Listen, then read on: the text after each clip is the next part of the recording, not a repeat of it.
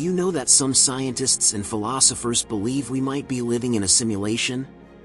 Jacobo Grinberg, the renowned Mexican neuroscientist and psychologist, explored this mind-bending idea long before it became a mainstream topic. His groundbreaking research on consciousness and the nature of reality uncovered shocking insights that challenge everything we think we know. In this video, we'll delve into Grinberg's fascinating theories about reality, perception, and the possibility of a simulated universe. Stay with us till the end. You'll discover truths that could forever change how you see the world and your place in it. Number 1. The connection between perception and reality. Let's talk about this mind-blowing link between perception and reality. It's one of those topics that'll have you staring at the ceiling at 2 a.m., questioning everything. The gist is simple, but the implications? Oh, they're massive. What if reality isn't this fixed, concrete thing we think it is? What if it's more like a dance, fluid, dynamic, and entirely shaped by how we perceive it? Think about it. Perception isn't just looking at something and going, "Oh, that's a chair." It's deeper. It's how your brain interprets the chair, what it means to you, how it feels to sit on it, and even the memories it stirs up. All those little details come together and become your experience of the chair. Now, expand that idea beyond just chairs and apply it to your entire existence. Wild, right? Jacobo Grinberg had some radical ideas about this.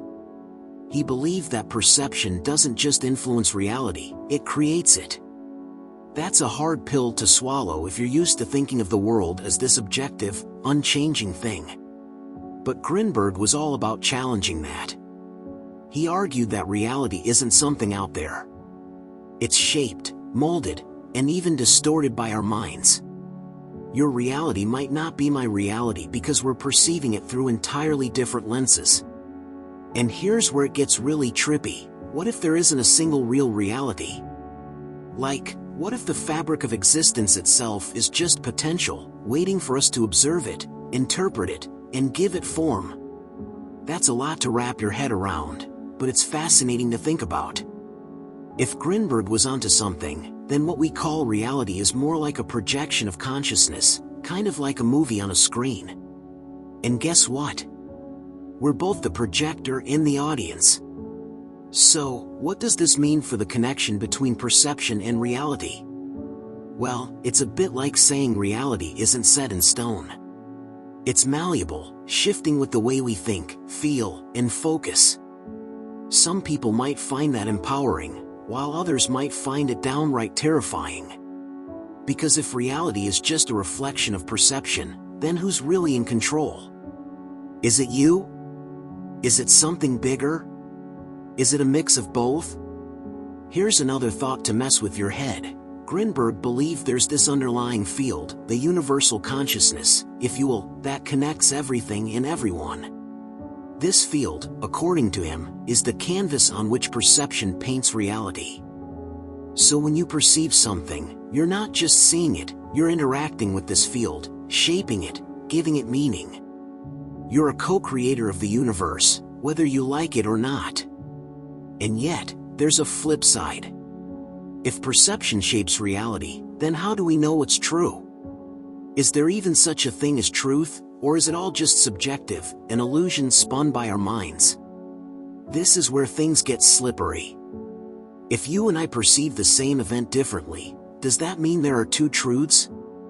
Or does it mean neither of us has the full picture? Grinberg's ideas push us to question whether objective reality even exists or if everything is just layers upon layers of perception. Honestly, it's kind of liberating when you think about it.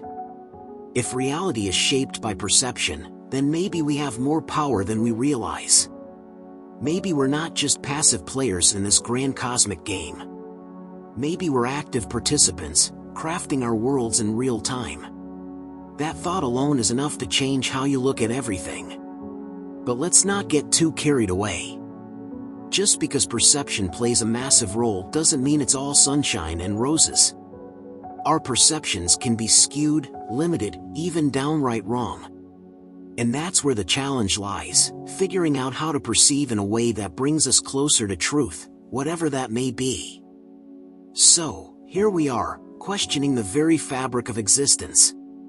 Is reality what it seems? Or is it something far stranger, more flexible, more personal? If Grinberg was right, then the answer might just depend on how you look at it. And that's the beauty of it, isn't it? Reality is yours to define. Number 2, the idea of synthetic unity as a key to understanding reality. Let's dive into a mind-bending concept that might make your head spin, the idea of synthetic unity. It's one of those terms that sounds a bit abstract at first, but when you think about it, it can really open up how we understand the world, or should I say, the reality we think we're living in. It's like the secret sauce to understanding what's beneath the surface of our experience, something that ties together the scattered, disjointed elements of reality into something coherent and, well, real. But is it real? That's the question we'll try to answer. The term synthetic unity isn't something you hear thrown around every day. It's a bit of a puzzle. It speaks to the idea that all the little pieces of what we experience, thoughts, perceptions, feelings, don't just float around in isolation. No, they all blend together to create a unified whole. But here's the kicker, it's synthetic, meaning this unity isn't something we're born with or that naturally just happens in the world. It's something we actively construct. Imagine putting together a puzzle where every single piece is just a snapshot of a moment, a fragment of reality. On their own, they don't make much sense. But as you start snapping them together, they form an image. That's synthetic unity. It's the mind's way of piecing together the raw material of experience to make sense of the world. Now, here's where things get tricky. Our minds, our consciousness, aren't just passive observers of reality. They actively shape what we see, feel, and think. It's like we're constantly building a mental map of the world, and this map is based on all sorts of internal processes, our senses, our beliefs, our memories, and even the way we expect things to unfold. This is where synthetic unity can make or break how we experience reality. It's not about the world being real in a straightforward, physical sense. It's more about how our mind interprets and creates that reality, pulling everything together into a single, meaningful experience. But why does this matter? Well, if synthetic unity is the key to understanding reality, then what happens when you start to question how that unity is constructed? You start to wonder, what's actually real here? Is what we think of as the world just a construct of our own minds, or is there something deeper at play? Are we just interpreting a simulation, with our minds stitching together fragments that were never meant to make a coherent picture? Could the way we understand unity itself be nothing more than an illusion? These questions can feel overwhelming, like you're about to fall down a rabbit hole that has no end. And here's the thing, synthetic unity can help us understand why we often perceive the world in such a fragmented way, too. We don't always see things as they are. Instead, we tend to see things through the lens of our past experiences, our expectations, and our biases. These little quirks of perception are part of the synthetic process. It's almost like our minds are putting together a story based on incomplete or distorted information. And what happens when that story doesn't match up with what's really going on? Well, that's where confusion, misunderstandings, and even the sense that reality might be a simulation can begin to creep in. So, what does all this mean for how we understand reality? If we can grasp the idea that our experience of the world is the result of a synthetic unity, a mental construct pieced together by our brains, we might be able to see reality in a new light. We might stop assuming that everything we perceive is the way things really are. Instead, we could start looking at reality as something more fluid, something malleable, shaped by our own minds. That's a pretty wild thought, right?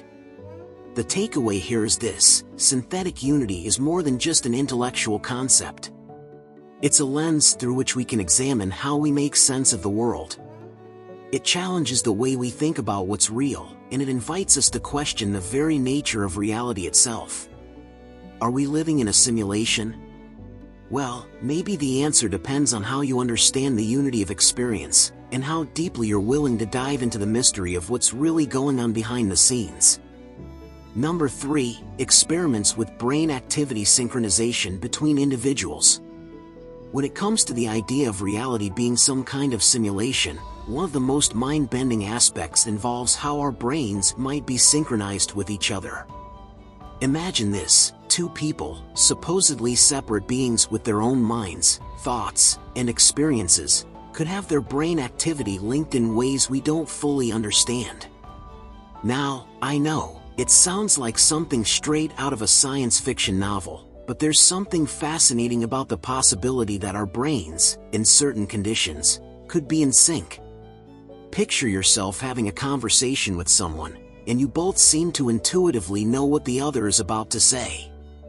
You're finishing each other's sentences, completing ideas without much effort. It feels like you're in perfect harmony. It's more than just body language or tone of voice, there's something deeper, a kind of unspoken connection. This isn't just coincidence. There could be a deeper neurological synchronization happening behind the scenes. The idea that our brains can tune into each other in this way might suggest that the boundaries between individuals are not as solid as we think. In certain experiments, researchers have discovered that when two people interact, their brainwave patterns can start to sync up. It's as if, in those moments of connection, their minds are temporarily operating on the same wavelength. The key here is that this synchronization is not always conscious. You might not even notice it happening, but it's there, influencing how you think, respond, and react. In these instances, it's almost as if your mind is part of a greater network, where the lines between self and other become a bit blurry. Now, think about this in the context of reality itself. What if, at a deeper level, we're all connected in ways we can't fully perceive? Maybe this synchronization between minds is a clue. Maybe it's a hint that our reality is more than just a collection of isolated experiences. Perhaps it's not just individuals living in their own little worlds, but a shared, interconnected existence where our brains, our minds, are all subtly linked together. And if that's the case, could this suggest that what we experience as reality isn't so much separate, but rather a vast, interconnected simulation? When two minds synchronize, there's also the possibility that something larger is going on. Perhaps this synchronization isn't just a biological or neural event, maybe it's an artifact of a deeper layer of reality, one that exists beyond our understanding. We don't fully know what drives these brainwave connections. Could it be something fundamental about consciousness? Is it the fabric of the simulation itself, somehow intertwining our minds in a way that we can't consciously control or even understand? And let's not forget the role of perception. If our brains can synchronize, what does that say about the perception of reality itself? Could these connections between individuals be altering the way we experience the world around us? If two people's brains are syncing up, it stands to reason that their perceptions of reality could also align, however briefly. This could mean that the way we see and interpret the world might not be entirely our own. It could be, at least in part, influenced by a shared experience, a kind of collective mental state. This isn't just about emotions or thoughts, it's about the very nature of how we process and experience everything. The more you think about it, the more it starts to feel like we're all part of something bigger. The idea of mind synchronization hints at the possibility that reality itself could be a shared experience, maybe even a simulated one. Our individual experiences, with all their apparent separateness, might just be different expressions of the same underlying code that ties us together. This concept, though speculative, opens up endless possibilities about the nature of existence. Is our reality just a simulation, one that becomes even more bizarre and complicated when you consider the possibility of our minds syncing together in strange ways? In the end, The idea that brain activity synchronization might point to a deeper connection between us and the world we inhabit is a thought-provoking one. It blurs the line between individual minds and collective consciousness, suggesting that perhaps we're not as separate as we think we are. If our brains can synchronize, maybe our reality is more of a shared experience than we ever realized. And who knows? Maybe that's just one more clue pointing to the idea that we're all living in some sort of grand, interconnected simulation. Number 4. Theories about whether reality is a simulation or a construct. Alright, buckle up, because we're diving into one of the biggest what-ifs out there. What if reality isn't real? Or, at least, not the way we think it is. There's a whole spectrum of theories floating around about whether what we call reality is a simulation, a construct, or some mix of both. And let me tell you, once you start peeling back the layers, it's a rabbit hole with no bottom. So, let's start with the idea of reality being a simulation. This is the theory that everything, your thoughts, your feelings, the chair you're sitting on, the screen you're staring at, is just part of a program. Kind of like a really advanced video game, except you don't know you're playing. The idea goes something like this: if technology keeps advancing, and it always does, then eventually, some superintelligent being or civilization could create a simulation so detailed, so immersive, that the people inside it wouldn't even know they're in one. That's us. Or, maybe it's not. How would we even know? And here's the kicker: if it's possible to create a simulation like that, what are the odds that we're the first civilization to exist in the real world? Slim, right? It's more likely we're one of countless simulations. That's the big argument in favor of the simulation theory. It's just statistically probable. But if you're thinking, wait, if it's a simulation, who's running it? Well, good question. Are they watching us? Are they studying us? Or are they just bored cosmic teenagers running experiments on their supercomputer for fun? Now, let's shift gears. Some folks think reality isn't necessarily a simulation, but it's definitely a construct, something we're creating moment by moment. This is where Jacobo Grinberg's ideas come in. He wasn't so much about the simulation part, but more about the idea that reality is built by consciousness itself. In his view, reality isn't this fixed, objective thing. It's fluid, alive, and shaped by how we perceive it. It's like we're all walking around with reality-making machines in our heads, spinning the raw material of the universe into the world as we experience it. Think of it like this: if reality is a construct, then it's kind of like a dream. Not in the sense that it's fake, but in the sense that it's personal, shaped by your mind and your perceptions. What you see, hear, and feel is filtered through your consciousness, and that's what makes it real to you. But is there a real reality outside of that? Grinberg seemed to think there's a deeper layer, the universal field that connects everything. In this field, it's like the canvas, while our perceptions are the paintbrushes. So, we've got two big ideas here: the simulation theory and the construct theory. But what if they're not as different as they seem? What if they're just two ways of describing the same thing? If reality is a simulation, then the code that runs it could be the same as Grinberg's universal field, a kind of cosmic programming language that we interact with every day without realizing it. And here's where things get really trippy. If reality is a construct or a simulation, then what does that say about us? Are we just characters in someone else's game? Or are we co-creators, shaping the simulation as we go? Maybe it's both. Maybe the simulation is the framework, and we're filling in the details. Or maybe we're the ones who set the whole thing up in the first place, and we've just forgotten. Yeah, I know, brain explosion. At the end of the day, these theories all boil down to one big question: what's real? And honestly, no one has a definitive answer. Some people find the simulation theory comforting. It means there's a purpose, a designer. Others find it unsettling, like we're puppets on a string. The construct theory, on the other hand, puts more power in our hands, but it also raises questions about whether we're just fooling ourselves. So, are we living in a simulation?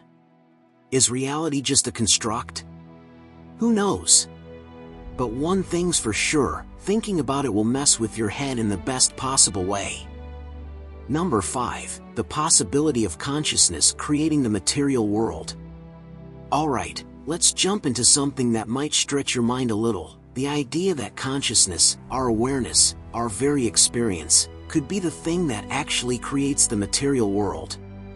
Now, before you throw your hands up and call this some far-out philosophical nonsense, let's slow down and explore it for a minute. What if everything we see, touch, and experience isn't just out there, existing independently of us? What if it's our consciousness, our minds, that shape and bring it into existence? That's the kind of mind-bending idea we're talking about here. When you start thinking about this, it's like you've cracked open a door to a whole new way of seeing the world. The basic idea is simple, yet profound. Instead of assuming that the material world is something that exists entirely on its own, separate from us, this perspective flips things on their head. It suggests that everything we consider real, the chair you're sitting on, the air around you, the distant stars, is in some way a projection of your consciousness. It's like the world, as we experience it, is something your mind is actively creating. But how does that work? If the world is just our consciousness at play, what does that mean for what we call reality? Well, think of it like this. Every time you experience something, your mind is receiving information, piecing it together, and creating a narrative. That narrative isn't just some passive story, it's what makes you believe the world is as solid and real as it seems. Your mind is interpreting signals, connecting dots, and voila, there's the world you perceive. So, what if the material world is just the result of the mind's interpretations, a kind of projection? The tricky part here is that we're used to thinking of consciousness as something in the world, like a little passenger riding along in a car. But what if it's not like that at all? What if consciousness is the driver, actually creating the world around it? It's not some side effect of our brains working, it's the very thing that organizes and brings everything into being. This doesn't mean we're imagining everything, like we're all living in some sort of dream, but rather that consciousness isn't just a bystander, it's the catalyst, the starting point for everything. If this sounds a bit abstract, it's because it is. But there's something deeply intriguing about considering that our reality might not be as fixed and separate as we think.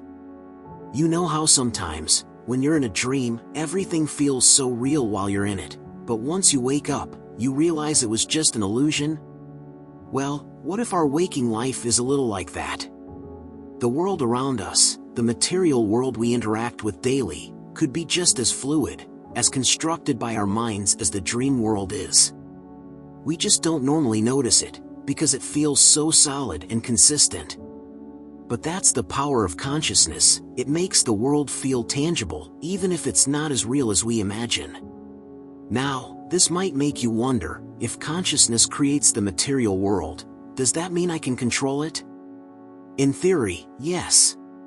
If consciousness is at the root of how the material world comes into being, then could we, through the power of our minds, shape it more directly? Could we bend reality to our will? The idea is tantalizing, but it's also a little unsettling. Because if everything is shaped by consciousness, then how do we navigate a world where our minds might be the ultimate creators? Does that mean we're responsible for everything around us, even the chaos and suffering? Or are we part of something bigger, with our consciousness just one piece of a much larger puzzle? The idea of consciousness creating the material world opens up endless possibilities. It challenges everything we know about the universe. It makes you question if there's more to reality than meets the eye, and what it means for how we live our lives. If we could tap into this deeper understanding of consciousness, could we change our reality? Could we break free from limitations, both internal and external? It's a powerful thought, one that raises as many questions as it answers. So, Are we living in a simulation? Well, in a way, it's possible that the line between simulation and reality isn't as clear-cut as we've been led to believe. Maybe the simulation isn't a computer-generated world. Maybe it's our very own minds that are weaving this fabric of experience. The more you think about it, the more it seems like consciousness itself is the true architect of the world we live in. Number 6, the concept of the holographic mind. When you hear the phrase holographic mind, it might sound like something out of a sci-fi thriller, but stick with me, the concept could totally change the way we look at reality. Let's start with the basics. Imagine that your mind, everything you think, feel, and experience, isn't a neat little package inside your skull. Instead, it's spread out across your entire being, and, in a way, the mind is like a hologram. Now, what exactly does that mean?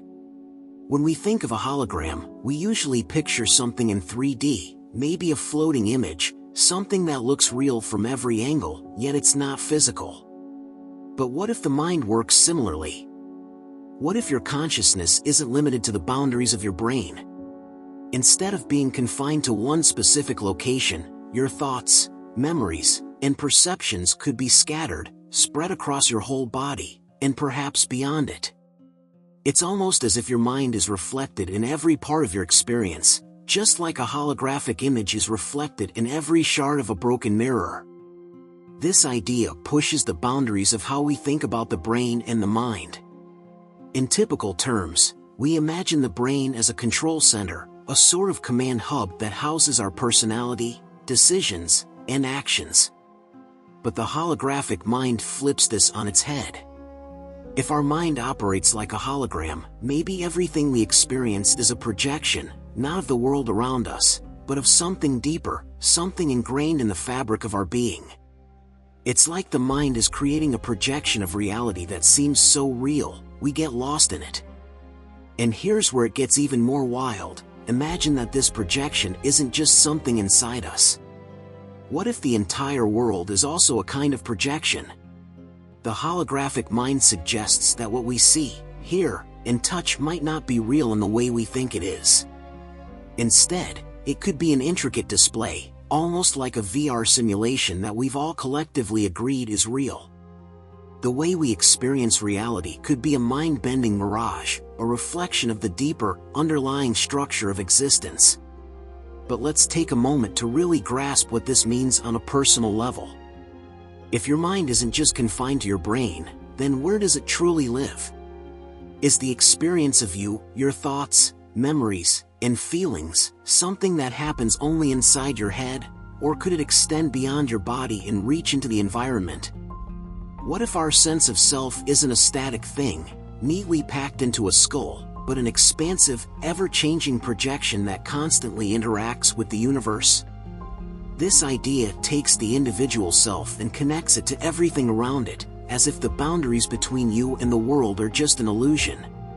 The more you chew on this, the more it starts to feel like we're all part of a larger, interconnected web. If the mind is holographic, the boundaries between us and the universe may be far less distinct than we think. It would mean that reality, or at least our perception of it, is a shared creation. And that creation is shaped by our minds, yes, but it's also influenced by the collective consciousness of all those around us. Our thoughts don't just shape the reality we perceive, they might also be entwined with the thoughts of everyone else, creating a massive, ever-evolving projection that we all contribute to.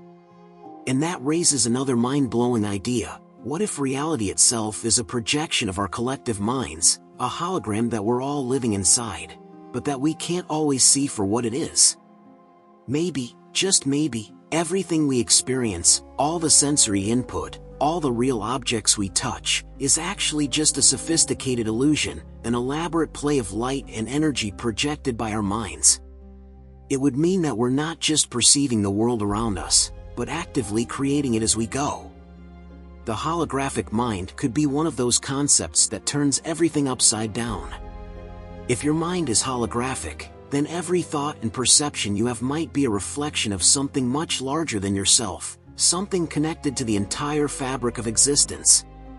Maybe we're not just individual thinkers going through life. We might be part of a greater cosmic mind, a shared consciousness that shapes the reality we all experience. So, as bizarre as it might seem, the idea that our minds are holographic opens up a world of possibilities. It suggests that reality, as we experience it, might not be as solid or as fixed as we believe. Instead, it could be a projection, a shared experience created by our minds, constantly shifting and evolving in ways we can't even begin to fully understand. And perhaps, just maybe, the true nature of reality is a much deeper, more complex hologram than we can even imagine. Number 7. Jacobo Grinberg's theories on consciousness. Alright, let's dive headfirst into the maze that is Jacobo Grinberg's take on consciousness. If you've never come across his ideas before, buckle up, because this isn't your typical mind over matter kind of stuff. Grinberg wasn't just poking around the edges of what we think we know, he was flipping the whole thing on its head, shining a flashlight into corners most people didn't even realize existed. So, here's the deal.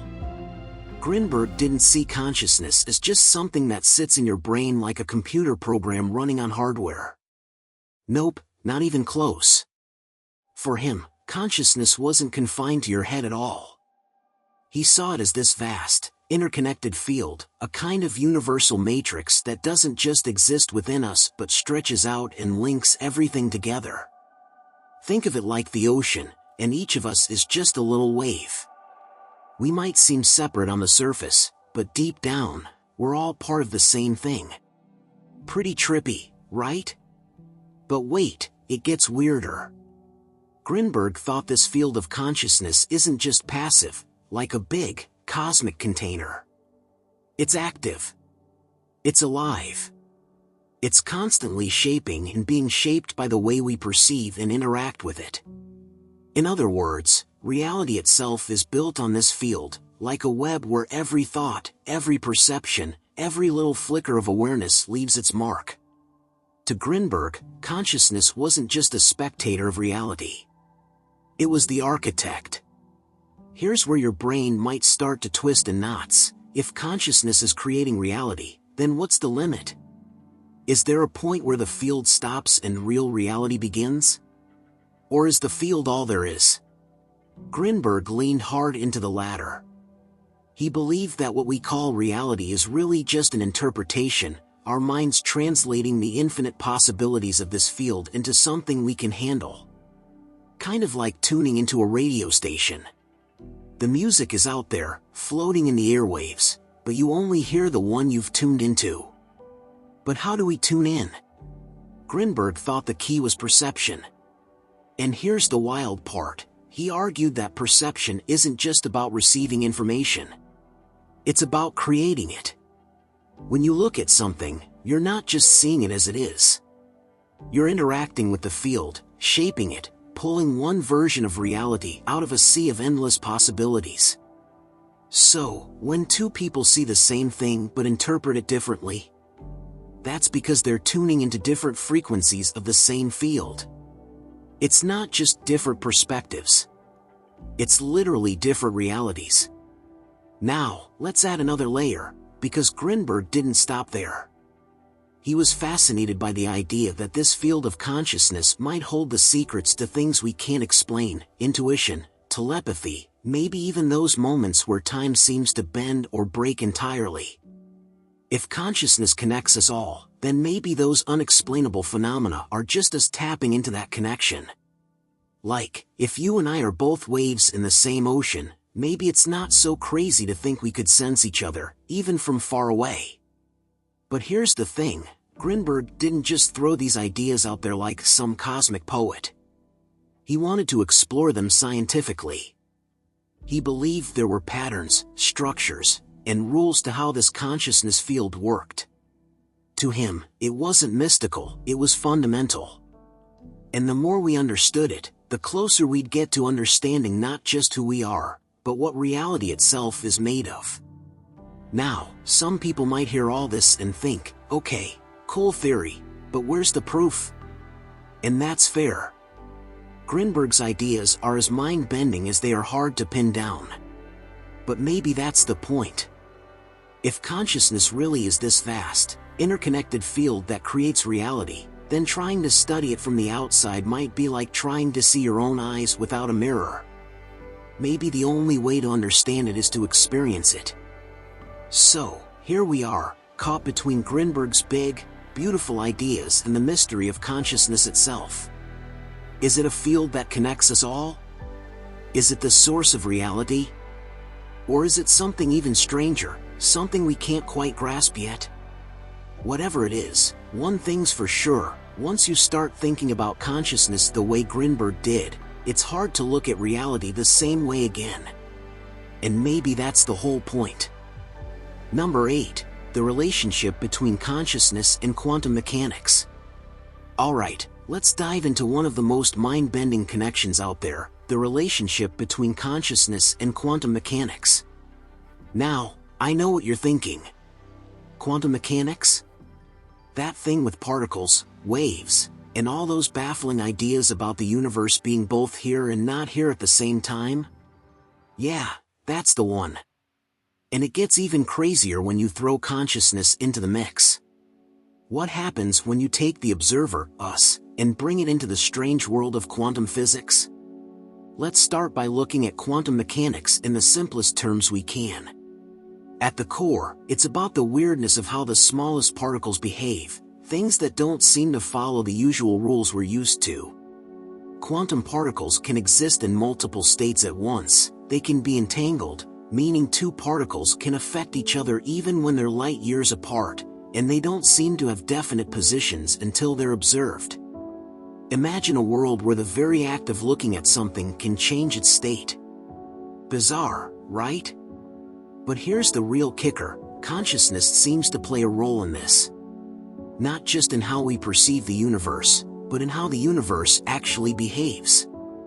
There's this mind-blowing idea that reality, at the quantum level, doesn't collapse into a single state until we observe it. In other words, the universe may be a blur of possibilities, existing as waves of potential, until consciousness gets involved. The moment we look at something, boom, the waves collapse, and we get a definite outcome. Now, the idea that consciousness can affect the material world is, to put it lightly, a bit of a philosophical grenade. If our minds are so powerful that they can influence the smallest building blocks of reality, what does that mean for the rest of the world around us? Are we all just part of some grand, quantum play, shaping the universe with every thought and observation? And here's where it gets even more interesting. The more you dig into quantum mechanics, the more it starts to look like the universe might be less of a thing and more of a process. Think about it. If the tiniest particles don't even have a set identity until they're observed, then reality itself might be constantly shifting, constantly in flux, like it's waiting for consciousness to interact with it and give it form. This isn't just physics, this is a deep, almost spiritual conversation about the role of awareness in shaping the world. But don't get too comfortable with the idea just yet. The link between consciousness and quantum mechanics is still a bit of a riddle. Some scientists argue that consciousness doesn't actually collapse the quantum wave function. Instead, they think the universe works on its own quantum rules, with or without our minds. However, others see it differently. They believe consciousness isn't just a bystander to quantum events but a crucial participant in determining the state of the universe. You can almost imagine consciousness being the brush that paints the ever-changing picture of reality. Let's take a second to appreciate the weight of this. If consciousness and quantum mechanics are truly intertwined, then we're looking at a universe that is far more interactive, far more participatory, than we ever thought. Reality wouldn't just be some solid, unchanging backdrop where we passively exist. Instead, it's a dynamic, fluid creation that depends on us, not just as passive observers, but as active players in the ongoing creation of the world. And yet, even with all this possibility, we're still left with so many unanswered questions. How exactly does consciousness affect quantum mechanics? Is it the simple act of awareness, or is there something deeper going on? Are we consciously controlling the flow of reality, or are we just tuning into it, like channels on a TV? Is it that the more aware we become of the quantum field, the more we can influence it? It's all a bit of a mystery. But one thing's for sure, the relationship between consciousness and quantum mechanics doesn't just change the way we look at physics, it changes the way we look at ourselves. It suggests that we might not be so separate from the universe after all. In fact, we might be an integral part of it, constantly shaping and interacting with the world at the most fundamental level. So, as we consider the question of whether we're living in a simulation, this quantum consciousness connection adds a whole new layer of complexity. If consciousness is creating the very fabric of reality, then maybe the simulation isn't just a digital construct, it could be a quantum one, too. Maybe it's a blending of mind and matter, reality and perception, a constant dance that's far stranger and more interconnected than we could have ever imagined. Number 9. His insights into the disappearance of traditional boundaries between science and spirituality. Jacobo Grinberg's work brings a refreshing twist to how we look at the relationship between science and spirituality. For a long time, the two have been seen as opposites, science grounded in facts, data, and the measurable, while spirituality lives in the realm of the intangible, the mystical, the unprovable. But Grinberg wasn't interested in keeping them apart. Instead, he explored the fascinating possibility that the divide between them might not be as clear-cut as we think. In fact, his insights suggest that the boundary separating science and spirituality is slowly, maybe even imperceptibly, disappearing. Grinberg's approach is almost like peeling away layers of an onion. What we think of as science isn't just about formulas and equations. And spirituality? It's not only about rituals or beliefs that can't be touched or measured. Grinberg understood that both realms are ultimately trying to do the same thing. They are seeking to understand the fundamental nature of reality. Science approaches this by dissecting the material world, looking at atoms, particles, and energy. Spirituality, on the other hand, tends to look at reality through the lens of consciousness, inner experiences, and a deeper connection to something beyond the physical. But here's where Grinberg's work gets truly interesting. He didn't see these two paths as separate journeys. Instead, he began to see them as two sides of the same coin. The way he approached reality was not through rigid categories but through the recognition that both science and spirituality, in their own ways, are exploring the very same mysteries, they just use different languages to talk about them. The more you explore Grinberg's perspective, the more it feels like science and spirituality might not be as far apart as we were taught to believe. Maybe, just maybe, they're two different languages for understanding the same thing. Take the exploration of consciousness, for example.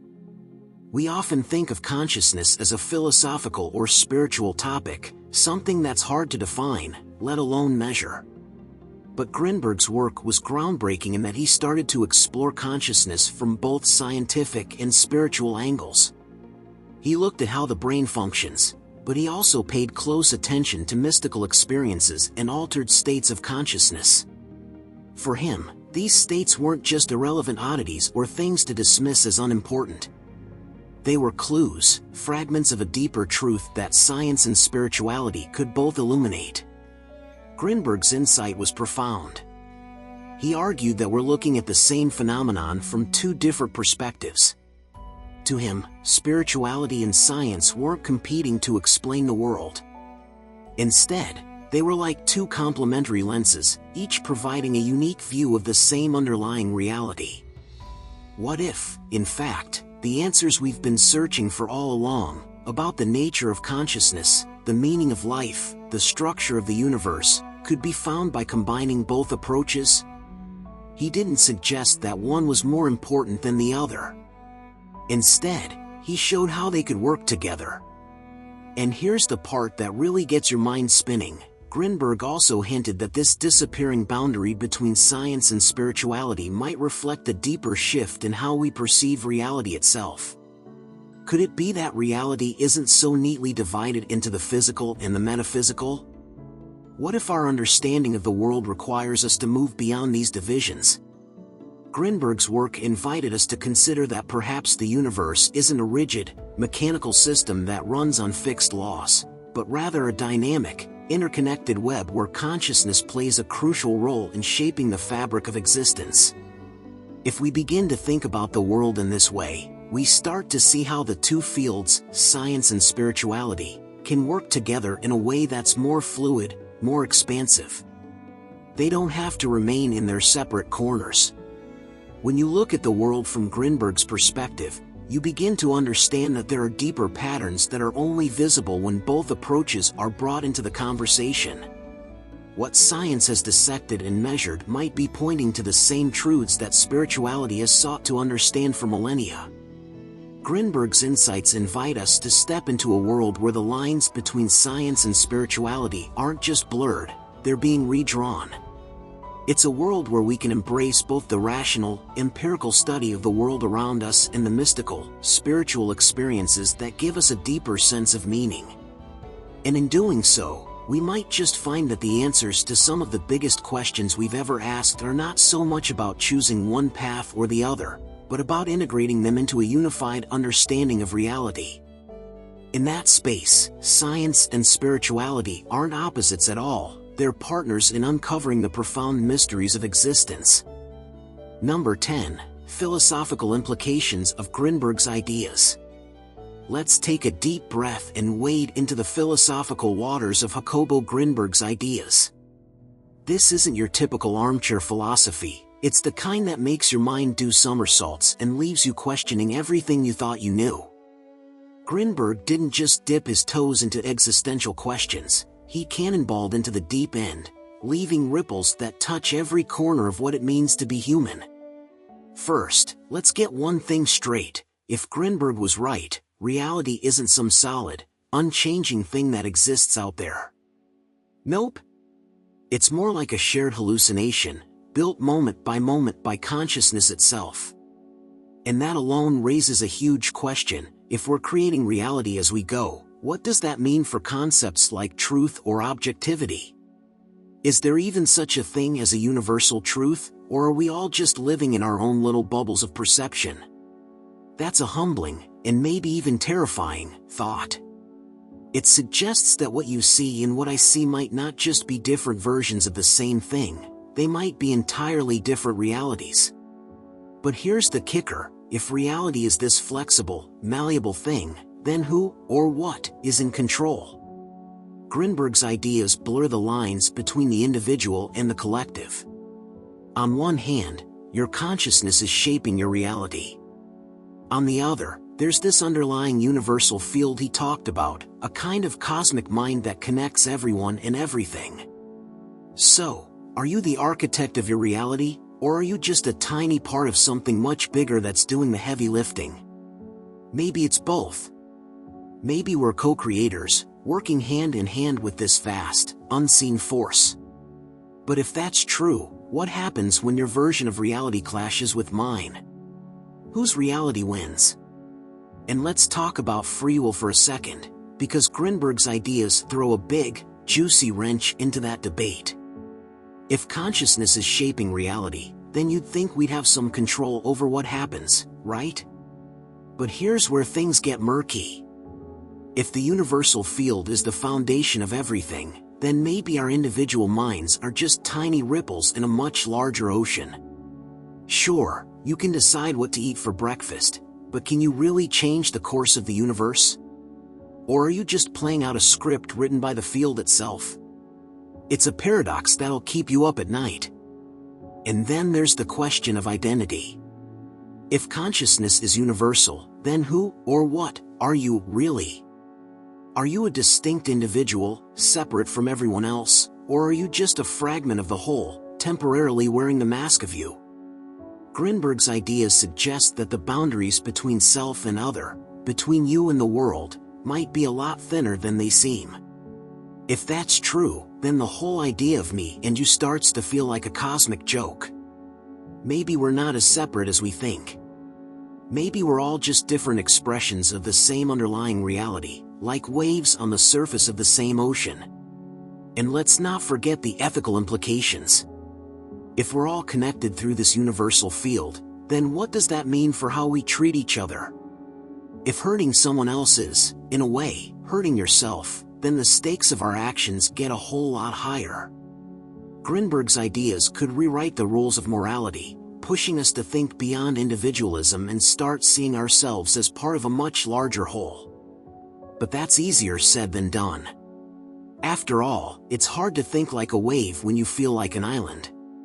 Finally, there's the existential question that sits at the heart of all of this. If reality is a construct, then what's the point of it all?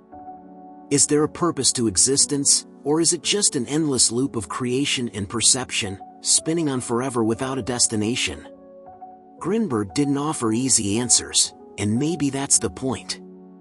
His ideas challenge us to embrace the mystery, to sit with the uncertainty, and to find meaning not in some grand, cosmic plan but in the act of experiencing reality itself. So here we are, standing on the edge of Grinberg's mind-bending vision of consciousness and reality. Are we creators or creations? Individuals or fragments of a whole? Puppets or free agents? Maybe the answer is all of the above. Or maybe the answer doesn't matter as much as the questions themselves. Either way, one thing's for sure, once you start thinking about the world through Grinberg's lens, it's hard to look at reality the same way again. And maybe, just maybe, that's the whole point. Jacobo Grinberg's theories challenge everything we think we know about reality. If we truly are living in a simulation, the implications for our understanding of consciousness and existence are staggering. What do you think? Are we in a simulation, or is reality even stranger than that? Share your thoughts in the comments. I'd love to hear your perspective. If you enjoyed this deep dive, don't forget to like, subscribe, and turn on the notification bell so you never miss more mind-expanding content. Together, let's keep exploring the questions that shape our understanding of existence. Thanks for watching, and I'll see you in the next video, where we dive even deeper into the mysteries of life.